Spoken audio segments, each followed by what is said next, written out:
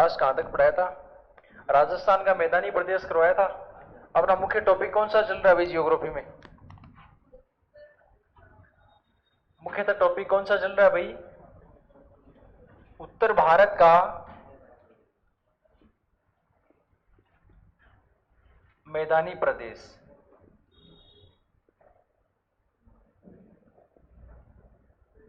अपन पढ़ क्या रहे हैं भाई? मुख्यतः अपन पढ़ रहे हैं भारत का भौतिक विभाजन। भारत के भौतिक विभाजन के 4 पार्ट होते हैं भाई। पहला पार्ट कौन सा होता है? हिमालय पर्वत। सेकंड, उत्तर भारत का मैदानी प्रदेश पढ़ रहे हैं। थर्ड पार्ट कौन सा होता है भाई? आपके प्रायद्वीपीय प्रदेश। और चौथा कौन सा है? तटीय प्रदेश और द्वीप समूह। उनमें से अपन पहला हिमालय प्रदेश पूरा कंप्लीट कर चुके हैं। उसके तीनों पार्ट, ट्रांस, मुख्य हिमालय और पूर्वांचल, तीनों पार्ट हो गए। अभी अपना चल रहा है भारत का मैदानी प्रदेश। इस मैदानी प्रदेश के भी 4 पार्ट है। कौन सा है? एक तो अपना कौन सा पार्ट है भाई? राजस्थान का मैदानी प्रदेश। सेकंड नंबर पे कौन सा है भाई आपका? सिंधु या सतलज का मैदानी प्रदेश।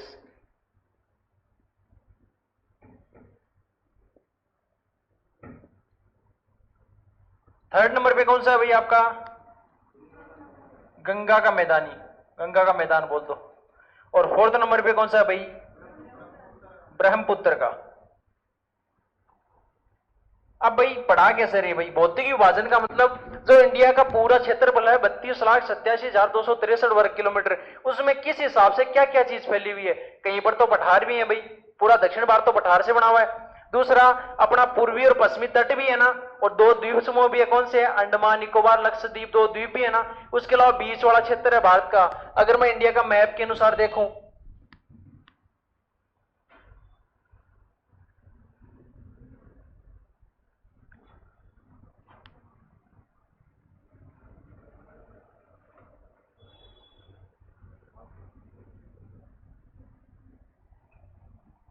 ये मान लो, तो उसके अनुसार देखें तो नीचे वाला ये वाला पार्ट है सारा, ये तो कौन सा है भाई? आपके पठारीय प्रदेश है। ये नीचे वाला तो सारा क्या है? पठारीय प्रदेश। कौन सा है भाई? आपके पठारीय प्रदेश, पठारीय प्रदेश। इसके अलावा अगर अपन देखें, ये वाला जो पार्ट है यहां पर मैंने कल करवाया था आपको, ये वाला पार्ट कौन सा है भाई? आपके ये सारा मैदानी प्रदेश है। और इसका निर्माण किससे होता है भाई? जो भारत की मुख्य मुख्य नदियां हैं उससे किसका निर्माण होता है भाई? भारत के मैदानी प्रदेश का। यहां पर ब्रह्मपुत्र का मैदान है इस हिसाब से। तो ये वाला जो पार्ट है ये कौन सा है भाई?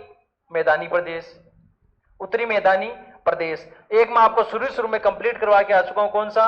ऊपर देखें तो ये वाला पार्ट कौन सा था भाई? यहां से यहां तक ऐसे पूरा, ये किसका पार्ट था? रेंज स्थिति 3 किसका था? ये ट्रांस था। ये किसका था भाई? हिमालय का।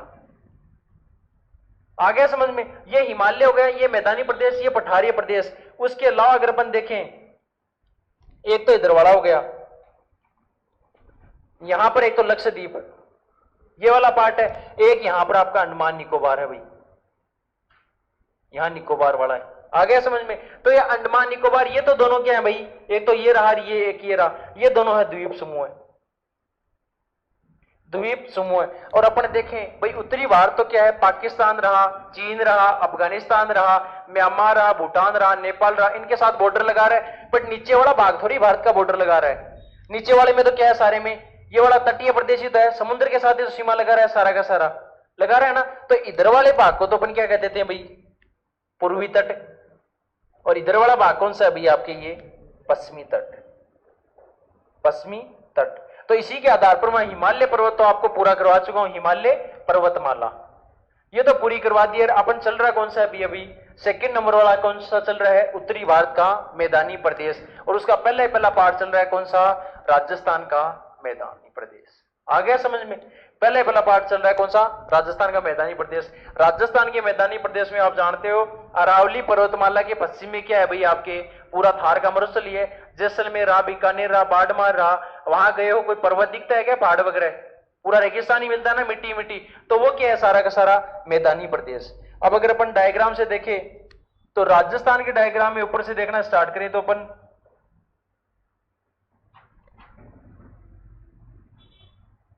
ये वाला पार्ट है ना इधर से पूरा, ये आपके कौन सी है?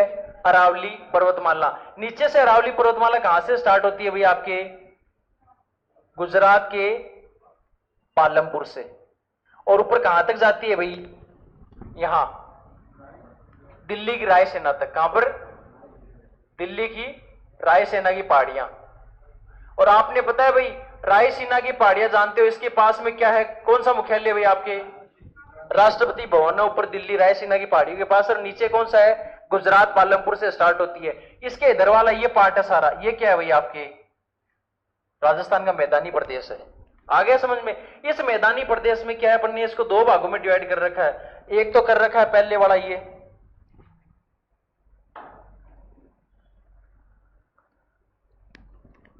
पहले वाला तो इस हिसाब से 25 सेंटीमीटर, और दूसरे वाला यहां इस अरावली पर्वतमाला के जस्ट पास में कौन सा 50 सेंटीमीटर। ये दो रेखाएं हैं। कौन सा, ये पहले वाला ये सारा कौन सा है 25 सेंटीमीटर वर्षा रेखा, 25, ये सारा 25 सेंटीमीटर ही है। मतलब कि इसके जो पश्चिम के भाग है ये, इधर कितनी वर्षा होती है 25 सेंटीमीटर वर्षा ही होती है, और ये वाला भाग है यहां पर, ये कौन सी है, यहां तक 50 सेंटीमीटर होती है। कितनी होती है 50 सेंटीमीटर। तो ये तो पश्चिम वाला भाग है, इधर 25 सेंटीमीटर, और इधर से इधर कौन सी होती है 50 सेंटीमीटर रेखा वर्षा रेखा है। तो अपन देखो, अगर अपन जलवायु पढ़ेंगे, उसमें भाग का मानसून पढ़ेंगे, तो भारत में सबसे कम अगर वर्षा देखे तो कहां पर होती है, पश्चिमी राजस्थान में, इस मरुस्थली भाग में सबसे कम वर्षा होती है। ठीक है, ये वाला। उसका मुख्य कारण क्या है, जैसे नीचे से मानसून आता है आपका कौन सा दक्षिणी पश्चिमी मानसून, वो जैसे आता है तो मानसून यहां तक तो आ गया, उसके बाद में क्या होता है भाई, ये अरावली पर्वतमाला है। अब मान लो पर्वत है, वो किसी अगर मानसून की जो पवने आ रही है उनके विरुद्ध आ जाएगा, सामने आ जाएगा, तो पवने क्या होती है अरावली पर्वतमाला से टकरा के कहां चली जाती है, ऊपर की ओर चली जाती है, और आपका पश्चिमी राजस्थान पूरा क्या रह जाता है, सूखा रह जाएगा। तो ये तो 25 सेंटीमीटर वर्षा रेखा रही। इसको राजस्थान की जियोग्राफी पढ़ते हैं तो इसका एक नाम लेते हैं, कौन सा, समवर्षा रेखा। इसको क्या लेते हैं, समवर्षा रेखा, 25 सेंटीमीटर। और एक ये कौन सी है 50 सेंटीमीटर वर्षा रेखा। ठीक है, अब इनके नाम अलग अलग दे रखे हैं अपन ने। अगर नाम के अनुसार देखें, ये वाला भाग है इधर वाला 25 सेंटीमीटर के इधर, ये पूरा शुष्क ही पड़ा रहता है भाई, क्योंकि यहां पर वर्षा कितनी है 25 सेंटीमीटर। अब आप अनुमान लगा के देखो, टोटल भारत के अंदर अगर अपन देखें तो सर्वाधिक वर्षा कहां होती है, मानसिंद्राम है, कहां पर, मेघालय के अंदर, चेरापूंजी, वहां सर्वाधिक औसतन वर्षा, विश्व की जितनी वर्षा उसकी औसतन वर्षा सर्वाधिक कहां होती है, मानसिंद्राम के अंदर। और अपना जो पश्चिमी राजस्थान है, यहां पर कितनी वर्षा होती है, मात्र 25 सेंटीमीटर। वहां पर 1300 से 1400 सेंटीमीटर के समथिंग वर्षा होती है, कहां पर, चेरापूंजी, पश्चिमी अपन लेते हैं मेघालय के अंदर, मानसिंद्राम। जैसे क्वेश्चन आता है विश्व की सर्वाधिक औसतन वर्षा कहां होती है, तो मानसिंद्राम मेघालय के अंदर। और अपना राजस्थान का पश्चिमी भाग तो मात्र 25 सेंटीमीटर वर्षा होती है, आप अनुमान लगा लो। और टोटल भारत की अगर औसत वर्षा देखिए तो पूरे भारत की अगर टोटल औसत वर्षा निकाले तो कितनी आती है 125 सेंटीमीटर। पूरे भारत में टोटल 125 सेंटीमीटर वर्षा होती है भाई पूरे साल के अंदर। ठीक है, तो इधर वाला भाग है 25 सेंटीमीटर वाला रेखा, इस वाले भाग को कहते हैं अपन राजस्थान का शुष्क मरुस्थल। ये क्या है, राजस्थान का शुष्क मरुस्थल। और ये बीच वाला पार्ट है, इसको नाम क्या देते हैं अपन लोग, राजस्थान का बांगर।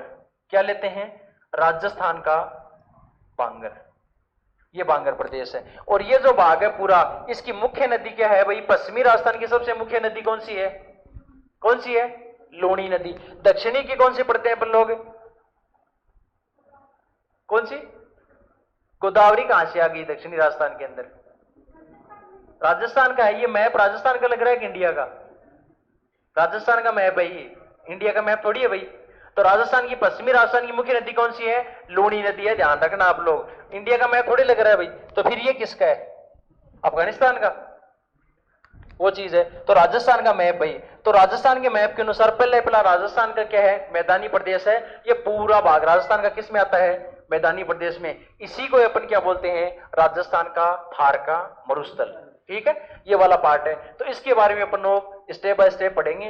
दो पार्ट है इसके, कौन से, एक पार्ट तो पढ़ेंगे कौन सा, राजस्थान का शुष्क मरुस्थल, और सेकंड पार्ट कौन सा पढ़ेंगे इसका, राजस्थान का बांगर, राजस्थान का बांगर। ठीक है, तो ये अपना क्या है, उत्तरी भारतीय मैदानी प्रदेश है, जिसके मैंने 4 पार्ट बताए हैं। उन 4 पार्टों में पहला पार्ट कौन सा पढ़ेंगे भाई अपन लोग, राजस्थान का मैदानी प्रदेश। और पहले आपने ये मैप तो कल बना ही लिया था, सबने बना लिया था ना भाई, ये मैप बना लिया था। सेकंड ये है, ये वाला मैप बनाया था राजस्थान वाला, सबने बना लिया ना। तो इस राजस्थान वाले मैप के बाद में अपन पहले हेडिंग कौन सी लगाएंगे, राजस्थान का, पहले ये हेडिंग लगाओ, ये वाली, राजस्थान का मैदानी प्रदेश, पहली हेडिंग। अरे अंदर देख लो, अंदर देख लो, वो चीज कुछ बाहर है क्या, है क्या कुछ? हाँ तो फिर भाई बाहर क्यों देख रहे हो, चलो भाई आगे देखते हैं। अपन पहले सबसे पहले कौन सा पढ़ेंगे भाई, राजस्थान का शुष्क मरुस्थल।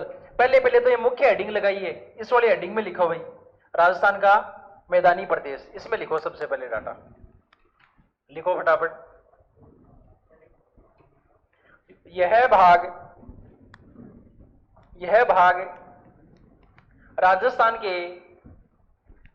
राजस्थान के अरावली पर्वतमाला के पश्चिम में स्थित है। यह भाग राजस्थान के अरावली पर्वतमाला के पश्चिम में स्थित है।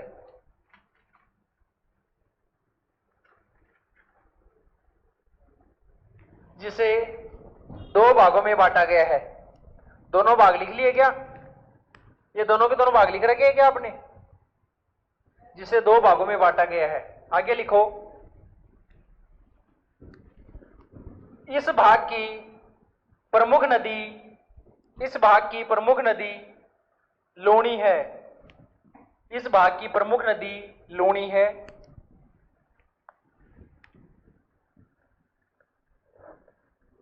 लूणी है। अब नेक्स्ट अलग से पॉइंट बना के लिखना, इस भाग में पाई जाने वाली लवणीय झीलों को, देखो भाई जो आपका ये इधर वाला भाग है कौन सा, राजस्थान वाला, इस वाले भाग में क्या है, लवणीय झीलें पाई जाती हैं। लवणीय झीलें कौन सी होती है, जो खारी होती हैं। इन लवणीय झीलों को वहां पर एक स्पेसिफिक नाम दिया जाता है, पलाया, ये नाम दिया जाता है भाई। इस भाग में पाई जाने वाली लवणीय झीलों को पैलाया, ये देखो यो पाया मत लिख लेना, पलाया, पलाया कहते हैं। फिर फर्स्ट अपनी हेडिंग लगा लो, राजस्थान के मैदानी प्रदेश में आगे वाली, ये वाली हेडिंग लगा लो, राजस्थान का शुष्क मरुस्थल। ये पहले वाला पार्ट करेंगे, राजस्थान का शुष्क मरुस्थल।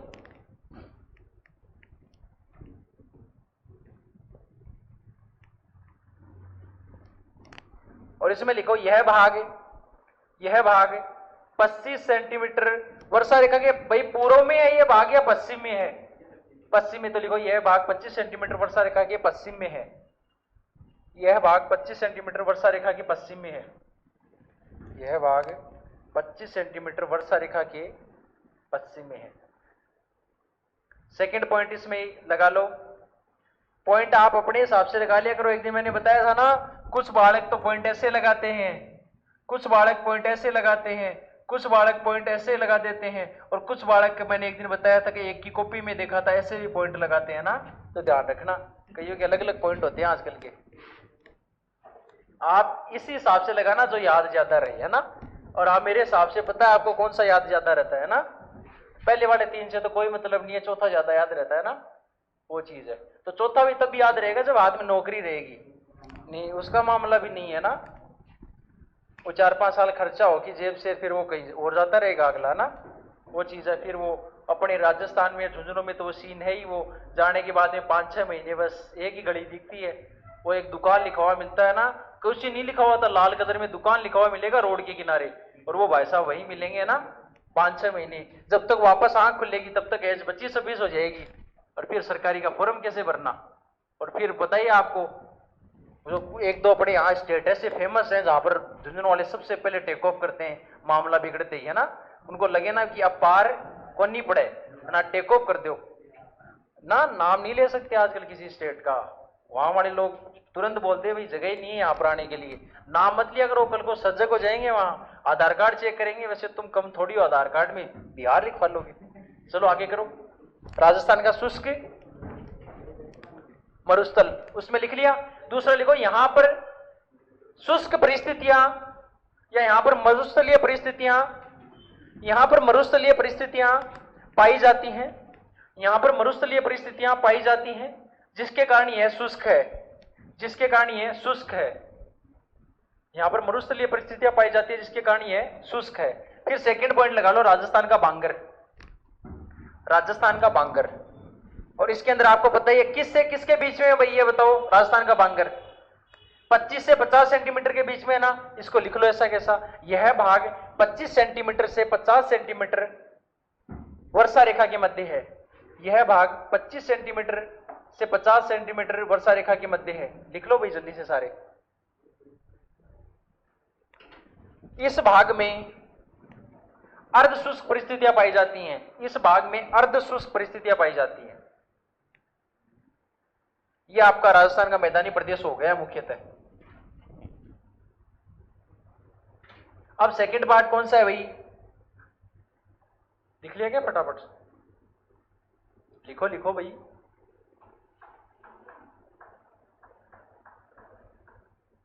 अगर तुम्हें अभी कैंपर दे दी जाए तो तुम सीधा चौथे गियर में उठाओ स्कोर। यहां क्लास में बैठे हो जैसे कोई मरा हुआ लिखता ना, वैसे लिख रहे हो। क्या चीज है, 4x4 गियर नहीं है आपके पास? काम करो गाड़ी का अपनी का ना, स्पीड से लिखा करो। सेकंड पार्ट लिखेंगे भैया भाई। सेकंड पार्ट कौन सा है भाई आपके? सिंधु और सतलज का मैदान, सतलज का मैदान। इसके लिए भाई भारत की जरूरत पड़ेगी अपने को। भारत को लाएं क्या? चलो भाई भारत को लाते हैं।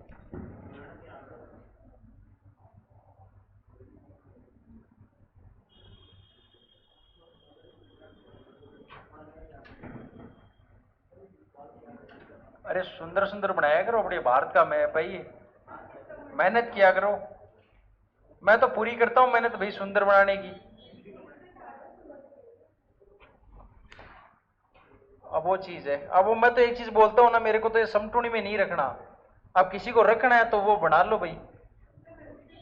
आपको भी नहीं रखना क्या? तब ठीक है। क्या चीज? चलो आगे देखते। हो गया अभी देखो, सबसे पहले बोर्ड पे देख लो अभी, बोर्ड पे देख लो। अरे बात मत करो, कौन सा कर रहा है? आपको जल्दी है थोड़ी?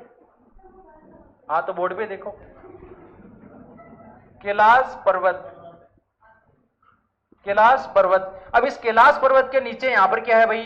मानसरोवर झील। यहां से निकलती है आपके सिंधु नदी। कौन सी निकलती है भाई? सिंधु नदी, सिंधु नदी। और कहां से? मानसरोवर झील, मानसरोवर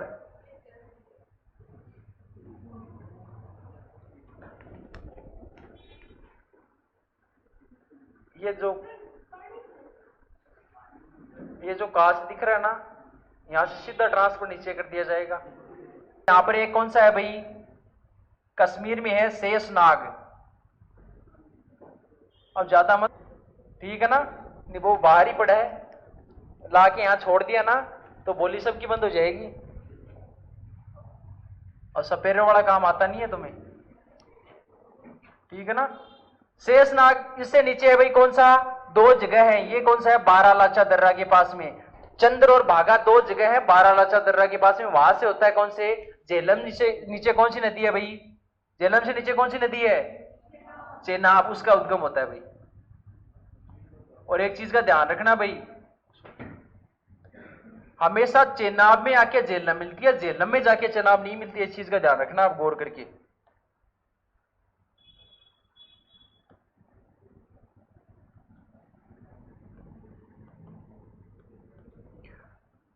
ये चंद्र और ये रहा भागा, यहां से निकली और ये नदी गई चेनाब नीचे, और इसमें आके ऊपर से कौन सी मिलेगी? झेलम मिलेगी। आ गया? उससे नीचे अगर अपन चले तो यहां पर एक कौन सा है भाई? रोहतांग दर्रा। रोहतांग दर्रा कांगड़ा जिला, वहां से आपकी कौन सी निकलती है भाई? चेनाब से नीचे कौन सी है? रावी। और रावी से नीचे रोहतांग दर्रे के दक्षिण में एक व्यास कुंड, वहां से कौन सी निकलती है? व्यास। और यहां पर एक ताल है जिसको बोलते हैं अपन राकस ताल। क्या नाम है? राकस ताल। यहां पर एक राकस ताल, इस राकस ताल से कौन सी नदी निकलती है आपके? सतलज। आ गया समझ में? तो इस हिसाब से सारी प्रोसेस चलती है भाई, ठीक है।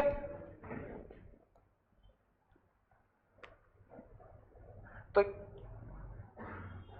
ये वाला बिंदु बताया था मैंने, इसके क्या नाम थे भाई? इस वाले बिंदु का, इसका तो नाम है चंद्र और इसका नाम है भागा। इसका क्या नाम है? भागा। और ये चंद्र और भागा है कहां पर भाई?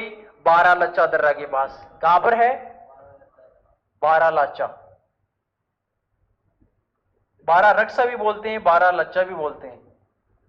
दर्रा, इस दर्रे को ही वहां की स्थानीय भाषा में ला बोलते हैं भाई। क्या? ला।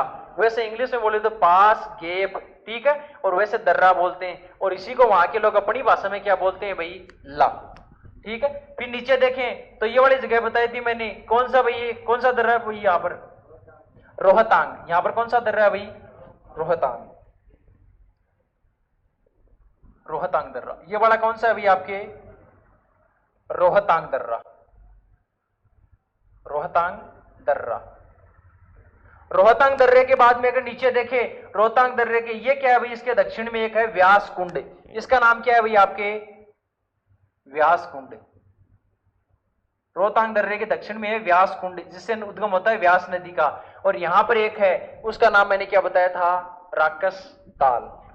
ये जो सतलज नदी उद्गम होती है उस जगह का क्या नाम है भाई? राकस ताल। राकस ताल।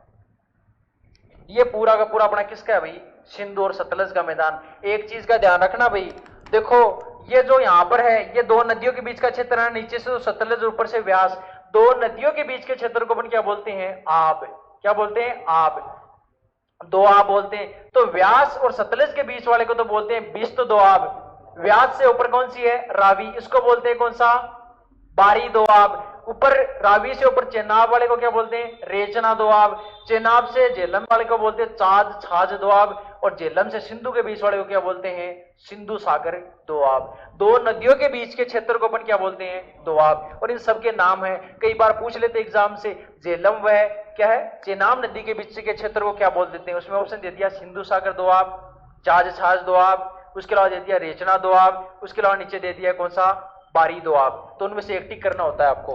तो कौन सा है भाई? ये अपना पूरा क्या है? सिंधु और सतलज का मैदानी भाग है। अब इसके अंदर अगर अपन देखें भाई, ये सिंधु का मैदान है, बनता किससे है भाई? सिंधु नदी व उसकी सहायक नदियों से। और सिंधु की सहायक नदियां कौन सी है भाई? सिंधु व उसकी सहायक नदियों से बनता है। अब उसकी सहायक नदियों में कौन सी है भाई? सिंधु के अभी लिखी है ऊपरी पर। देखो एक चीज है, क्रम याद रखना, सबसे ऊपरी पर कौन सी आती है? झेलम। झेलम से नीचे चेनाब, से नीचे रावी, से नीचे व्यास, व्यास से नीचे सतलज। ये पांच नदियों का, और इसी को अपन अपनी भाषा में क्या बोलते हैं? पंज आब। ठीक है, इधर देख लो ना, पंजाब। कौन सा? पांच नदियों का नद पंजाब। इसे देखो मैंने बोला आब, दो आब मतलब दो नदियों के बीच का क्षेत्र, और पंच आब मतलब पांच नदियों के बीच का क्षेत्र। उसी को अपन ने क्या नाम दे दिया? पंजाब।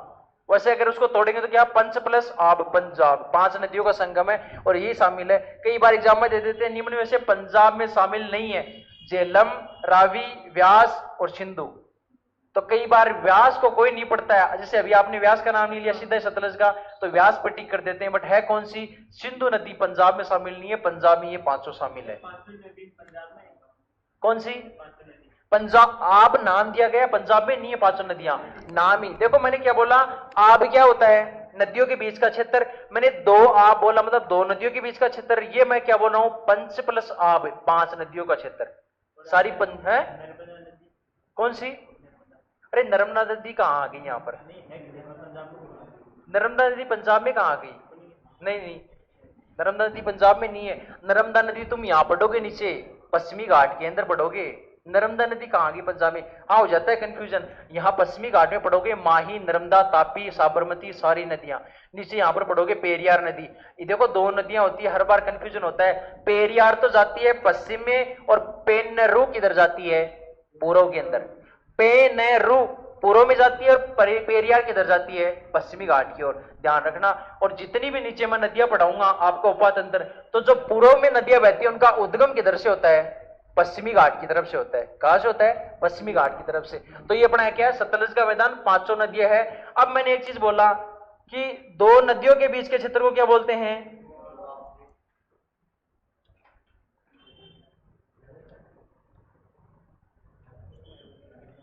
दो नदियों के बीच के क्षेत्र को क्या बोलते हैं भाई? दोआब।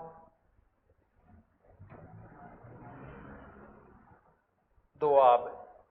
अब उसी बेसिस पे मैं आपको नाम बता रहा हूं। व्यास और सिंधु, ये व्यास और सतलज के बीच वाले का नाम है बिस्त दोआब। ठीक है।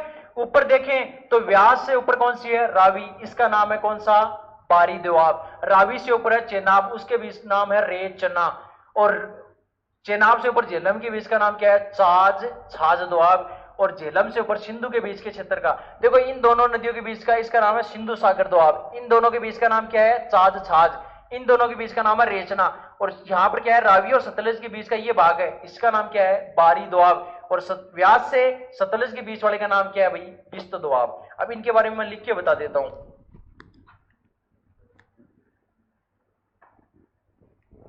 जैसे सबसे पहले पहले बोला कौन सा भाई? ऊपरी ऊपर से देखिए, सिंधु प्लस झेलम के मध्य का क्षेत्र, इसका क्या नाम बताया मैंने भाई? सिंधु सागर दोआब। क्या नाम बताया आपको? सिंधु सागर दोआब। सिंधु सागर दोआब। दो आब है भाई, दोआब। दूसरा मैंने बताया उससे नीचे कौन सा आता है भाई? झेलम से नीचे कौन सी है? चेनाब। तो झेलम प्लस चेनाब, इनके मध्य के क्षेत्र को क्या बोलते हैं भाई अपन लोग? बताओ फटाफट। छाज और छाज दोआब। दोआब। ठीक है। अब झेलम से नीचे चेनाब और चेनाब से नीचे कौन सी आएगी भाई? चेनाब प्लस रावी। रावी। इनके बीच वाले क्षेत्र को अपन क्या बोलेंगे भाई? और उससे नीचे कौन सी है? रावी प्लस व्यास, इससे बीच वाला क्षेत्र है। और नीचे कौन सा है? व्यास प्लस सतलज, इसके बीच वाला क्षेत्र है। इसको क्या बोलेंगे बताओ भाई? इस वाले क्षेत्र को बोलेंगे रेचना। देखो, रे से रावी से रे और चेनाब से चे, तो रे चना दोआब। रेचना दोआब। नीचे आ गया कौन सा? रावी प्लस व्यास, बिस्त दोआब। बी आधा से तय, बिस्त दोआब। सॉरी, इसको बिस्त दोआब नहीं बोलते, इसको बोलते बारी दोआब। इसको क्या बोलते हैं? बारी दोआब। बारी दोआब। और नीचे व्यास से सतलज के बीच वाले को बोलते हैं बिस्त दोआब। बिस्त दोआब। अब सबसे इजी तो याद करने वाला कौन सा है? सिंधु सागर दोआब। नाम से याद हो रहा है, बाकी में थोड़ा सा आपको देखना पड़ेगा। कौन सा? सबसे पहले पहले सिंधु प्लस झेलम, सिंधु सागर दोआब। झेलम प्लस चेनाब, छाज, छाज दोआब। चेनाब प्लस रावी, रेचना दोआब। और रावी प्लस व्यास, बारी दोआब। और व्यास प्लस सतलज, बिस्त दोआब। ये क्या है? इन दोनों के बीच के, नदियों के बीच का क्या है? क्षेत्र है। तो फटाफट एक काम करो, पहले तो ये मैप बना लो पूरा और बाद में फर्स्ट हेडिंग लगा लो। सबसे पहले तो हेडिंग लगाओ सिंधु सतलज का मैदान और फिर मैप बनाओ फटाफट। जहां नहीं समझ में आ रहा वहां पूछ लेना। और एक क्वेश्चन कैसे बनता है? दोआब का नाम देख के नीचे ऑप्शन दे देगा, निम्न में से किन नदियों के बीच में। पहला कैसे बन गया? झेलम और चेनाब के मध्य कौन सा क्या है? दोआब। तो सिंधु सागर, छाज, छाज, रेचना या बिस्त, इनमें से एक क्या दे देगा? बिस्त दोआब निम्न में से किन नदियों के मध्य, तो फिर इनका जोड़ा देगा। सिंधु, झेलम, चेनाब रावी व्यास सतलज, ए देगा रावी व्यास। तो दोनों तरीके से क्वेश्चन बनते हैं, दोनों का ध्यान रखना। एक एसएससी में बहुत बार क्वेश्चन आता है, मैं आगे पढ़ाऊंगा। बांगर और खादर, बांगर और खादर को जानता है कोई, क्या होता है? क्या बांगर क्या होता है और खादर? नवीनतम जलोढ़। मेरे को ये बताओ, बांगर पास में रहता है या खादर पास में रहता है नदी के? देखो अवसाद ही तो होता है, पुराना अवसाद और नया अवसाद। जलोढ़ मतलब नदी है, नदी अपने साथ में आ रही है तो अकेला पानी तो छण के आता नहीं, मिट्टी भी लाती है, कंकड़ पत्थर भी लाती है। और धीरे धीरे जैसे पानी का स्तर कम होता जाएगा, मान लो शुरू में आपने मोटर चलाई जहां से, वहां से आपका पूरा प्रेशर निकला मोटर से, और आपने मान लो उसको 1 किलोमीटर दूर पाइप लेके गई, तो वहां पर उसका वही प्रेशर रहेगा क्या बाद में? वो मान लो उसके 5-6 पाइप अलग अलग बांट दिए तो वही प्रेशर रहेगा या कम होगा? तो नदी मान लो पहाड़ से चली तब तो पूरे प्रेशर से आया पानी, नीचे जैसे मैदानों में आएगी नदी, इधर चली गई इधर चली गई, एक रास्ता थोड़ी उसका। वो थोड़ी है कि गेल लगी गेल रही, उसका तो अपनी इच्छा है, 5-6 कितने भी भाग कर लेगी।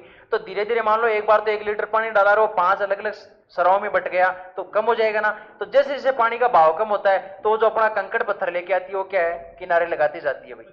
क्योंकि ये वाला शेषनाग क्या है, ये कश्मीर के अंदर है शेषनाग जगह, दर्रे हैं ये। शेषनाग क्या है, वैसे देखा जाए तो शेषनाग एक झरने का नाम है, ये झरने है। कौन सा? अंदर ही है तो यहां पर ये रहा, ये शेषनाग रहा। नाम तो बाहर ही लिखूंगा ना, यहां पूरा मिक्स हो जाएगा नहीं बाद में आपके। देखो अभी बता देता हूं, ये वाला बाहर है भाई, मानसरोवर झील बाहर है, ये शेषनाग अंदर है, चंद्र और बाघा भी अंदर है। यहां पर किसके पास में? बारालाचा दर्रा के पास में। ये वाला आपका रोहतांग दर्रा भी अंदर ही है, उसके अलावा व्यास कुंड भी अंदर ही है, राक्षस ताल बाहर है भाई, ध्यान रखना। तो इस हिसाब से तो नदियों का भाव क्षेत्र जितना लास्ट में कम होगा ना वहीं रह जाएगा अवसाद। क्या चीज? कहां से? राक्षस ताल से। यहां पर सतलज नदी है ये वाली,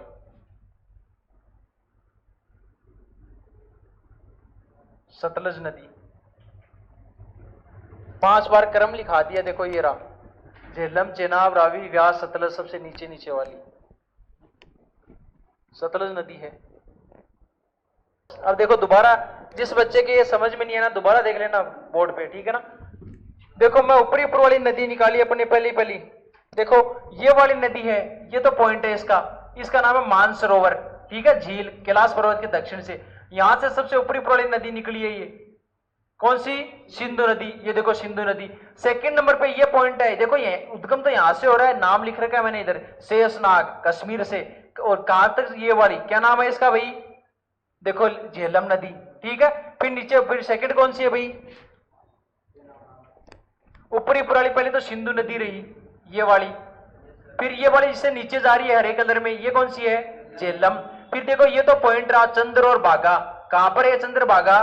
बारालाचा दर्रा के पास। ये नदी उद्गम हो रही है नीचे थर्ड, और इस नदी का नाम क्या है? चेनाब। ये रहा चेनाब, ठीक है। चेनाब से नीचे जैसे इस आपके यहां पर क्या है भाई? ये यहां पर एक नाम है, क्या नाम है इसका? कौन सा दर्रा बताया था मैंने रावी नदी के लिए? रोहतांग दर्रा।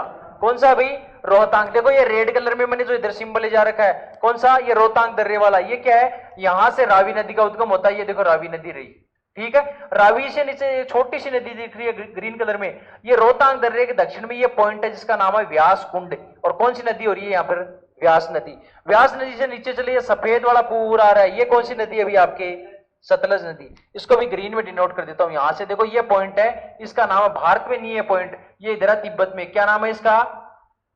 राक्षसताल नाम है। ये आपकी कौन सी नदी है अभी आपके?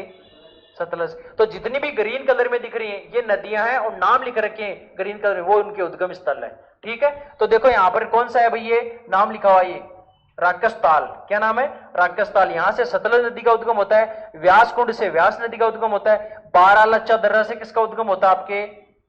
कौन सी नदी का उद्गम होता है? चेनाब का। फिर नीचे झेलम नदी, पूरी ये सतलज नदी आ गई, और ये रही सतलज नदी आपकी। अब किसी के कंफ्यूजन है क्या भाई? अभी भी है क्या कंफ्यूजन? सबसे ऊपर ऊपर वाली ग्रीन नदी है वो कौन सी है भाई? सिंधु। उससे नीचे झेलम, उससे नीचे चेनाब, ये रावी, ये छोटी सी नदी जो सतलज में मिल रही है ये कौन सी है? व्यास। और नीचे वाली राकसताल से निकल रही है कौन सी है भाई? आपके सतलज नदी। उद्गम स्थल दोबारा समझा देता हूं। ये वाला जो व्हाइट पॉइंट है पहले वाला, ये आपके क्या है? इधर कैलाश पर्वत के दक्षिण में है, जिसका नाम है मानसरोवर झील। वहां से किसका उद्गम होता है? सिंधु का। इससे नीचे जो पॉइंट है ये आपके भारत में कश्मीर में शेषनाग, यहां से होता है झेलम नदी का। फिर भारत के अंदर एक तो नाम है चंद्र और भागा, दो झरने। कहां पर? आपके ये वाला लिख रखा बारालाचा दर्रा, यहां से किसका उद्गम होता है? चेनाब नदी का। नीचे ये वाला पॉइंट है, इसका नाम देखो मैंने रेड कलर से दे रखा, रोहतांग दर्रा। ये रोहतांग दर्रा। और यहां से कौन सी नदी निकलती है भाई? आपके रावी नदी, ये लिख रखा। ये छोटा सा पॉइंट देखें यहां पर जो सतलज में मिल रही है, इस नदी का क्या नाम है?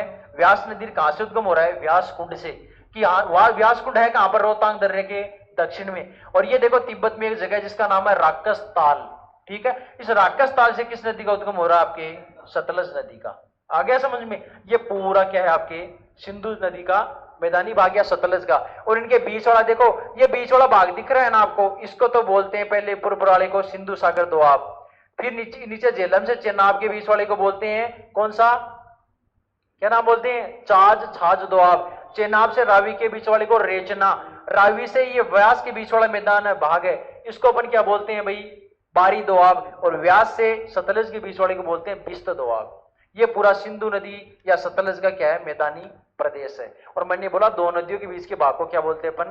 दोआब बोलते हैं। तो ये अलग अलग नाम है। अब सिंधु सतलज का मैदानी भाग में लिखो लैंग्वेज में। ये देखो चंद्र और बागा, ये दो जगह हैं। देखो चंद्र और बागा, ये वाली, ये तो चंद्रहार, ये रहा बागा। चंद्र और बागा ये है, कहां पर है? ये आपके बारारक्षा दर्रा। और इसे उद्गम किसका होता है? आपके चेनाब नदी का। अब नाम लिख देता हूं, अगर किसी का नहीं लिखा हुआ तो अलग पेन से दोबारा देख लेना भाई। कौन सा पेन यूज नहीं कर रखा भाई इसके अंदर? मिक्स ना हो जाए, ये वाला कर दे। ये वाली जगह है, ये तो कौन सा है? देखो चंद्र लिख रखा। ये नीचे ये वाला क्या है? बारारक्षा दर्रा के बाद में ये बागा है। देखो चंद्र तो लिख रखा है ना ऊपर, ये रहा चंद्र। ऊपर वाले इस पॉइंट को चंद्र कहते हैं, ये बागा। ये दोनों एक जगह जाके मिलते हैं आगे ऐसे, ये यहां पर। ये तो चंद्र है और ये नीचे वाला भाग का है, क्या है? भागा। क्या है? भागा। चंद्र और भागा। और ये है कहां पर? बारारक्षा दर्रा के पास में है भाई। ठीक है, देखो मैंने अलग से लिख रखा है यहां पर, इसको व्हाइट कलर से बाहर ले जाके लिख रखा भागा। आ गया समझ में भी? ये आपका सिंधु सागर पूरा मैदानी प्रदेश है। अब लिखो इसके अंदर लैंग्वेज के अंदर लिखो, इस मैदानी भाग का निर्माण सिंधु व उसकी सहायक नदियों से होता है। इस मैदानी भाग का निर्माण सिंधु व उसकी सहायक नदियों से होता है। लिखो भाई।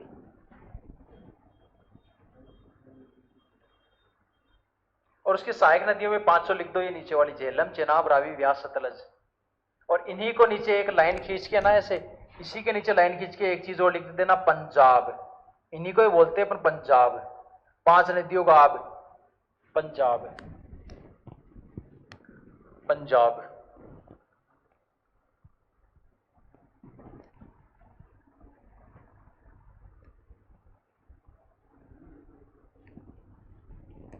ये वाला जो पार्ट है ना आपको जो अभी समझा है, ये वाला, ये दोबारा अपवाह तंत्र में समझाऊंगा पूरा ऐसा कैसा। उसके बाद में लिखो अलग से पॉइंट्स। नेक्स्ट, दो नदियों के बीच के क्षेत्र को, बात मत करो भाई, 2-3 बार टोक चुका हूं तुम लोगों को। दो नदियों के बीच के क्षेत्र को दोआब कहते हैं। दो नदियों के बीच के क्षेत्र को दोआब कहते हैं। दोआब कहते हैं। अब मेरे को ये बताओ भाई, अगर मैं यहां पर एक सीधी लाइन खींच दूं ऐसे इस हिसाब से, और एक ऐसे खींच दूं, तो इसका ढाल किधर से किधर लग रहा है आपको? ऐसे लग रहा है ना?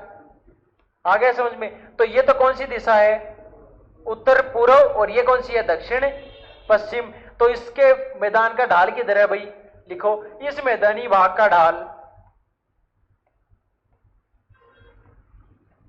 इस मैदानी भाग का ढाल उत्तर पूर्व से दक्षिण पश्चिम में है। इस मैदानी भाग का ढाल उत्तर पूर्व से दक्षिण पश्चिम में है, दक्षिण पश्चिम में है।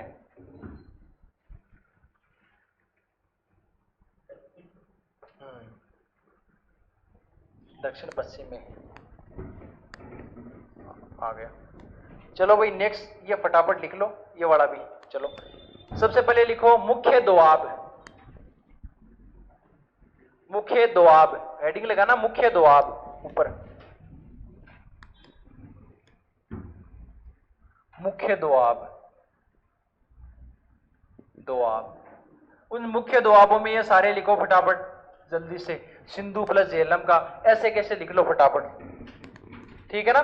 सिंधु प्लस झेलम के मध्य का क्षेत्र सिंधु सागर दोआब, झेलम प्लस चेनाब के बीच का क्षेत्र छाछ दोआब, चेनाब प्लस रावी के बीच का क्षेत्र रेचना दोआब, रावी प्लस व्यास के बीच का क्षेत्र बारी दोआब, और व्यास प्लस सतलज के बीच का क्षेत्र बिस्त दोआब। कल आपको एक चीज और करवा दूंगा मैं भाई इसके अंदर, कि नदियों का जो उद्गम स्थल है ना वो और लिखवा दूंगा, तो आप डायग्राम में कंफ्यूज नहीं होगे।